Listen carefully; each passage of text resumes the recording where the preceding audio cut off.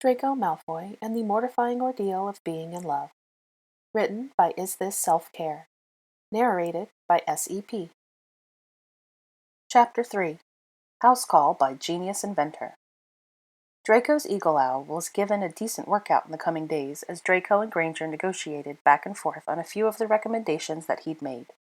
She suggested that some of the measures were positively draconic, pun intended, and tried to push back on them, with an especial focus on the home visit for personalized wording.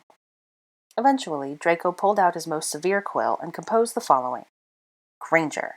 Shacklebolt's orders on the warding of the Granger domicile are not up for negotiation. Do let me know when would be a convenient time to come by this week for warding. If you don't, I shall drop by at an inconvenient time by default. D. For Draconian. Malfoy. Unsure if you heard my sigh of exasperation from London, so I'm recording its occurrence here for your information.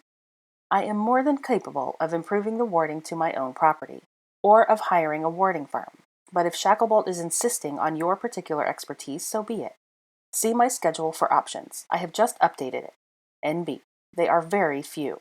Tuesday evening looks the most promising, but I will be the doctor, Muggle healer, on call at the local surgery and may have to leave in the middle. H. Granger. I know what a doctor is. D. So what did the home of a nationally famous scholar, war hero, and healer, champion of just causes, researcher in danger look like? A modest sort of cottage in Cambridgeshire, as it happened. 3 bedrooms, at Draco's best guess. Granger stood at the gate. As he approached from his apparition point, she waved her wand to allow him to pass whatever preliminary wards she had set up.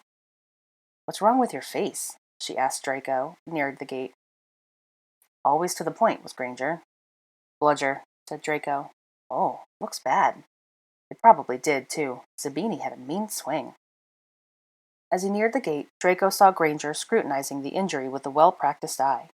She vacillated for a moment, then, apparently unable to resist do-gooding, blurted out, Do you want me to have a look at it? No, I've already put a salve on, said Draco, brushing his fingers against his slowly bruising jaw. That's going to make a lovely hematoma. I'm fine. I came here to ward your house, not for a consult. Granger's mouth pressed into a thin line. Are you going to invite me in? Asked Draco, irked by her standing there, watching him with something like concern. Now he felt like some kind of vampire angling for an invitation over the threshold. Come in, then, said Granger, a little snappish, pulling the gate open. Draco saw that she was dressed in another version of the white coat, this time accessorized with a dangling contraption wrapped around her neck. You've left your auto-asphyxiation device on, said Draco, pointing it out. It's a stethoscope, said Granger, with an unspoken "you cretin" attached to the end of the sentence. Right, said Draco, not deigning to request clarification. Give us a tour and let's crack on. She brought him through to the cottage's front room, which might have been a living room, except that it was an explosion of books. You scolded me for placing a book half an inch out of place. Look at this disaster, said Draco, piqued by the injustice. It's my digitizing project, said Granger. It's a temporary disaster. She gestured to the Muggle machine in the center of it all, connected to a flattish version of a computer. Digitizing?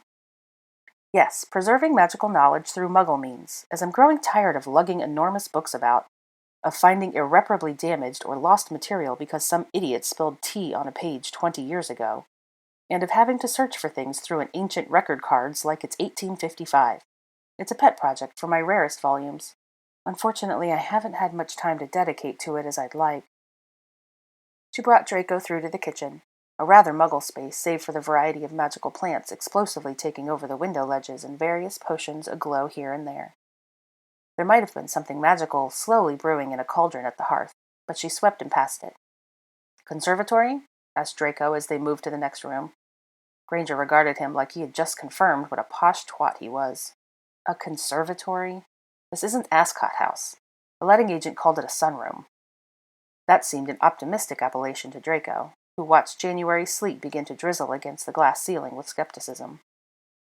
Then an odd, orange, squash-faced creature appeared, and wound its way around Granger's ankles. In another moment of wild optimism, Granger referred to it as a cat. What's wrong with your cat? Asked Draco, bending over to regard the creature with concern. Nothing's wrong with him, said Granger. Both she and the creature looked at Draco, with great offense. "He's part Kneazle, and very intelligent. Aren't you, my darling, my sweetums, my angel boy?" As its ears were massaged by Granger, the cat regarded Draco with an expression of utmost disdain. Then it decided that it had had enough of Granger's attention and turned to leave, its absurd tail held so high that Draco got a full view of its bumhole. "Charming," said Draco. The tour continued to the cramped upstairs space. 3 small bedrooms, as Draco had guessed, with predictable points of entry that he would have to ward. The first bedroom appeared to be used as a study. Draco noted a kind of plinth in the middle of the space. On it rested a grimoire, very old and damaged, surrounded by the glow of stasis charms. Granger saw what had caught his attention. A tragedy. Don't ask me about it, or I shall cry. Draco did not wish to deal with bookish sniveling, and did not pursue the subject, but he made a mental note of the object for future prying. The second bedroom was quite bare, save for a long mat on the floor, candles, and a cluster of orchids. What ritual was Granger preparing to cast here? He tried to make sense of the candle arrangement, but it didn't match the geometry of anything he recognized. Finally, they came to Granger's bedroom, which she permitted him a glance into with evident unease. Draco couldn't find a civil way to say, "Stop bloody fidgeting. I only need to see how the baddies might try to kidnap you. I'm not here to rifle through your knickers," so he said nothing. An obnoxious jingle began to play somewhere in Granger's vicinity. She pulled a palm-sized Muggle thingy out of her pocket and spoke into it. From what Draco understood, she was being summoned to the surgery by the means of this device. She confirmed this by rushing past Draco to the stairs. "I have to go. I think you have seen enough to orient yourself. Please set the wards to let Crookshanks in and out. He likes to roam. I'll be back in a few hours." "Crookshanks?" called Draco as Granger tripped down the stairs. "The cat," said Granger. She disappeared outside, but instead of the crack of disapparation, Draco heard the sound of a motor. Granger was driving a Muggle car. The absolute weirdo. Or perhaps not, he thought upon reflection, as he made his way back to the garden. If she was going to a Muggle surgery, she'd have to show up by Muggle means. An instantaneous apparition at the door would raise questions. As he pondered the overfilled dual life that Granger led, Draco began to ward. After about 2 hours of work, Draco pronounced himself satisfied. The wards would need to be recast every week or so, but no one would be able to waltz in sans Granger's permission. Points of entry and egress were all reinforced with the Auror's standard kit, and a few of Draco's own inventions. Underground approaches would be flummoxed by a robust Depellens Penetrationum, and aerial attacks would be rebuffed by a Calais Presidium. The usual assortment of intruder alarms was scattered about. Frankly, for a witch of Granger's relative fame, whose 2 closest chums were now Aurors, her protection measures had been pretty paltry. But then, it was peacetime, and she was a scholar now, not a child chasing dark objects to murder an evil wizard 7 times over. The half-Kneazle stared balefully at Draco through the sleet from the shelter of the stoop. Draco added the creature's magical signature to the wards and told him so. The creature blinked at him. Draco was unnerved. Just as the rain began to lessen, a car made its way up the drive and behind the cottage. Granger rounded the corner a moment later. "Still here, are you?" "I've just finished," panted Draco. Warding was a magically exhausting task. The half-Kneazle was given a great many kisses on his ugly head as Draco stood by and tried not to look wet and sweaty. And where was his thank you, if you please? "I shall have to ward your car," said Draco, "if you use it to get around a lot, and the Muggle surgery if you're there regularly." Granger frowned at him. "My car is brand new. You can't ward it. You'll mech up something." In the face of Draco's confused offense, she added, "Cars have electrical components in them now. Maybe they didn't when you were in Muggle studies." This was said as though Draco was approximately 120 years old and had last taken Muggle studies when cars were called horseless carriages. "I'll bung a sneakoscope into the glove box," said Granger. For someone so clever, she certainly was an idiot. "Excellent," said Draco. "That'll definitely ward off a Bombarda Maxima from 20 meters out. I'll be able to tell Shacklebolt that we've taken all necessary measures to protect you when we pull your charred remains out of the wreckage." The violent imagery was successful. Granger gave in. "Fine, you can ward it, but do try to stay away from the center bits with all the buttons, next to the steering wheel." Draco's moment of triumph was ruined by a long and echoing hungry growl, unmistakably from his stomach. Unfortunate, he was prepared to blame the cat. There was a pause. Granger's eyes flitted to Draco's midriff. She appeared to be struggling between her natural feelings for him and her manners. Then finally, "You must be famished. Do you want to come in? I have a few snacks. We can go over the recommendations. And the ring." Why, yes, Draco was starving. 2 hours of warding really did take it out of a man. However, there was a 5-course meal waiting for him at the manor. However, he wanted to wrap up this affair and have his next communication with Granger be regarding the return of the ring, however many months hence. "All right," said Draco. Draco popped into the loo to refresh himself, which mainly involved scourgifying his armpits, the height of class. Mother would be proud, attempting some drying charms on his robes, and splashing water onto his face. His hair he deemed a lost cause tonight. Not that he had anyone to impress here. And besides, in this cottage, with Granger the human anemone and her orange toilet brush of a familiar, his hair was easily still best in show. His entire look was complemented by the magnificent bruise starting to develop along his jaw. He pressed more of the salve into it, annoyed that Granger had been right about how bad it was going to get. He trudged to the kitchen, where Granger had the scroll of recommendations and the ring set out upon the kitchen table. She removed the white coat and stuffed it into a Muggle machine at the end of the counter. Judging by the folded piles around it, a washing apparatus. Another long-sleeved top underneath. Who knew that Granger had such an aversion to exposing her elbows? The kitchen table was pushed into a corner.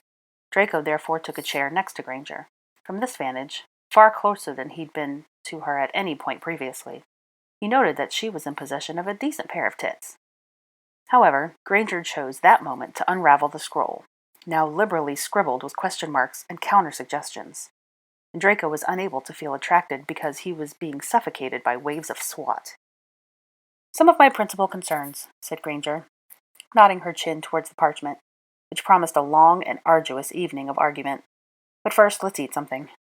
She rummaged about in a pathetically empty cupboard and popped some options onto the table. As far as Draco was concerned, the chief article of diet was cat hair. He pulled a few orangey strands from his mouth as the cat, damn the creature, wound its way around his chair's legs, looking smugly at him. Granger had the courtesy of looking abashed when she noticed. "I'm sorry." She waved her wand in Draco's direction, banishing most of the fur. "It does get everywhere. Sometimes I think he can actually will it into existence. Into unspeakable places." Draco, still pulling at a hair, said "pff" in response. But what he really wanted to say was, "If I find orange fur on my balls tonight, I shall skin that animal with my bare hands." Granger tore open a package of something and passed it to him. "What is this?" asked Draco, holding up one of the things. "Cheesy whatsits," which explained everything, obviously. But for her part, Granger ate tuna, directly from the tin. "Grim, Granger," said Draco. "It's protein," said Granger. She looked at the mediocre spread that Draco was scowling at and got a bit defensive. "I haven't had time to go to the shops. Why don't you send a house elf?" As the words came out of his mouth, Draco cut himself off, but it was too late. Granger was looking at him like he had just confirmed, for the second time that evening, what an overprivileged wanker he was. She rose, tight-jawed, to make tea. It seemed an excuse to get away from his immediate vicinity, but whatever. Draco wasn't here to make friends. Granger banged about with the kettle. She looked like she was holding back a certain quantity of Draco-oriented vitriol. He surreptitiously checked his pockets. He did have a bezoar on him, in case her tea had any special additives courtesy of the house elf vigilante. Granger set her mugs on the table, in rather more firmness than was necessary. There was no immediate evidence of poison. She had found a packet of biscuits to go with the tea. Draco ate 2/3 of it like a famished thing. And if he were poisoned, then so be it. Then Granger straightened out the parchment, seemed to, with an effort, compartmentalize her feelings about Draco the wanker, and became all business. She queried him on the recommendations as though he were an apprentice Auror who had submitted this for review, and ought to be grateful for the feedback. And so they argued through the list. On item 14, whether he would add caretaking staff to the laboratory's wards, he conceded. On item 26, whether she really needed to give him notice when she was leaving town, yes, and if so, how much notice, 24 hours. On item 33, what constituted a public event, over 40 people. Item 34, What did she have to advise him of her attendance at Muggle ones? Because he said so. Could he not make her home unplottable? She had Muggle friends who might want to visit. No. And so on and so forth until they came to item 56. Granger refilled her tea and pulled out another package of biscuits, given that Draco had straight eaten the entire first one. So, the ring, said Granger. The ring, said Draco. The crux of the thing, the object that meant he could continue his life in relative happy Granger-less freedom, and still satisfy the minister and Tonks. I've had it looked at by a few experts. It does seem quite safe. They were rather impressed by it, actually. Draco wanted to say, naturally, I am a genius. Where is your Fitz-it now? He sipped his tea self-righteously instead. I've also had a chat with Tonks, continued Granger. She probably told you how much she likes the idea, too. Means you'll be able to take on other assignments while monitoring me at a distance. So, all told, glowing reviews all around, with minimal cons, and I am willing to proceed. I do have a question for you, however. Yes, said Draco, even though he had a fair guess about the question. In fact, he was surprised she hadn't asked earlier. How does the information tracked by the ring come to you? Draco held up his hand and waved his wand at it, canceling the notice-me-not charm there. Ah, said Granger as the silver ring on Draco's finger came into view. Her gaze flicked from Draco's ring to the one on the table. Then, after some private deliberations in that over-large brain of hers, she said, quite intelligently in Draco's opinion, I shan't ask more questions about the original use of these things. I feel that further details might put me off the whole affair. Good shout, said Draco. Because, yes, these ancient rings had long been worn by married couples in the Malfoy family. His mother had removed hers many years ago, following Lucius Malfoy's death in Azkaban. The ring's silence was a constant reminder of the loss, and she could no longer bear to wear it. Draco had modified the ring so that there would be only one-way communication between Granger's and his. He certainly didn't need her being alerted every time his heart rate spiked when he was having a morning wank, thanks. Living on in happy ignorance of these thoughts, Granger asked, Is anything special required to do it, or do I just put it on? I'll do it, said Draco. It needs to be done by the person wearing the ring's, mate. He tried to be gruff and businesslike about it. But there are very few things in the world as unbusinesslike as a man putting a ring on a woman's finger, and it was awkward despite his best attempts. He wondered if Granger found it as awkward as he did. She was studying the kitchen wallpaper, a tint of pink high on her cheeks. Her hand was small in his, and delicate. The ring went on effortlessly. He felt a kind of enlivening in the ring on his own hand. It had someone to talk to now. The distress beacon is activated by twisting it 3 times around your finger, said Draco to break the silence. Do that and I'll apparate to you immediately. Granger snapped away from her fascination with the wallpaper. All right. Do reserve it for an actual critical situation, Granger, not because you found tea spilled on a book.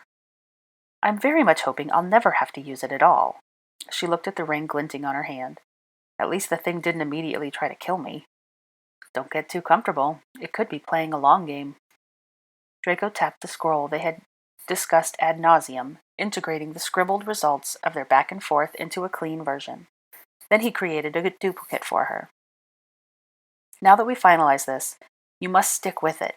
We've established a duty of care, and I'd rather not be dragged in front of the Wizengamot for professional negligence resulting in the death of the great Hermione Granger. I understand, came the great Hermione Granger's serious reply. Good. Now, before I go, one last thing. Draco dug a hand into his pocket. My owl's lost half a pound of weight since we've been communicating, so... Feed him more treacle tart, interjected Granger. Her cat was on her lap, finishing the tin of tuna. I've decided to give in to the trend and buy these things, finished Draco. He placed a pair of Weasley's jabbering jotters on the table. You've probably heard of them. All the rage amongst the younger generation. Owls aren't quite the thing anymore. Not immediate enough. In Draco's opinion, a sad end to a long wizarding tradition. One couldn't write a strongly worded letter on a jabbering jotter. One simply couldn't. I am familiar with those, said Granger. She was very obviously holding back a smirk. Draco weighed the pros and cons of asking for the reason behind the smirk. He decided against. Between her and the cat, the levels of smugness in the room would soon asphyxiate him. So you know how they work? Asked Draco, passing her the small magical notepad. Oh yes, said Granger, accepting the object. Thank you. I feel bad about your owl. He'll recover as soon grow fat from lack of exercise." His job here was done. Draco rose, with a general mutter of thanks for the tea. Granger replied with some inaudible words of gratitude for the warding. The cat attempted to trip him and break his neck on the way out of the kitchen. Draco decided that that was a suitable end to an unpleasant evening.